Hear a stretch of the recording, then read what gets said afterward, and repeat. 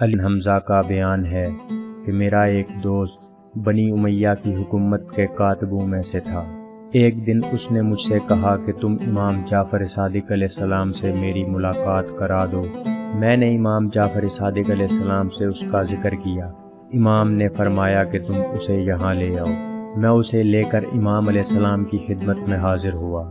اس نے امام جعفر صادق علیہ السلام سے کہا، میں آپ پر قربان، میں ان بنی امیہ کے لوگوں کا ملازم رہا ہوں اور میں نے اپنی ملازمت کے ذریعے سے بے بہا دولت کمائی ہے اور میں نے حلال و حرام کی تمیز نہیں کی تھی۔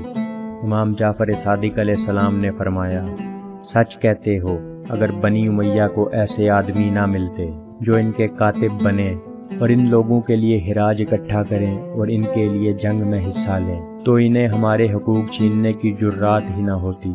اگر لوگ بنی امیہ کو خراج نہ دیتے تو ان کے پاس عام لوگوں کے برابر ہی دولت ہوتی۔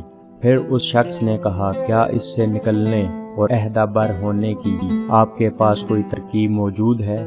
امام جعفر صادق علیہ السلام نے فرمایا، اگر میں بتا دوں تو کیا تم بھی اس پر عمل کرو گے؟ اس نے عرض کیا، ضرور عمل کروں گا۔ امام جعفر صادق علیہ السلام نے فرمایا، اب تک تم نے جو مال کمایا ہے سب نکال دو اور جس کا مالک معلوم ہو وہ اس تک پہنچا دو اور جس کا مالک معلوم نہ ہو وہ اس کے مالک کی طرف سے صدقہ کر دو۔ اگر تم نے ایسا کیا تو میں تمہارے لیے جنت کا ضامن ہوں۔ امام جعفر صادق علیہ السلام کا فرمان سن کر وہ شخص کچھ دیر تک گردن جھکا کر سوچتا رہا۔ پھر اس شخص نے کہا، میں آپ علیہ السلام پر قربان، میں آپ کے فرمان پر عمل کروں گا۔ علی بن حمزہ بیان ہے کہ اس کے بعد وہ جوان ہمارے ساتھ کوفہ آیا۔ اس نے گھر پہنچ کر اپنا تمام مال و اسباب حتیٰ کہ اپنے جسم کا لباس بھی دے دیا۔ ہم نے چندہ جمع کر کے اس کے لیے لباس خرید کر اسے پہنایا، اخراجات کے لیے اسے کچھ رقم دی۔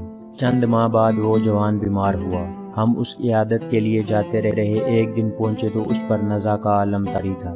پھر اسے تھوڑا سا افاقہ ہوا تو اس نے آنکھ کھول کر کہا اور مجھ سے کہا، علی، خدا کی قسم تمہارے امام نے اپنا وعدہ وفا کر دیا۔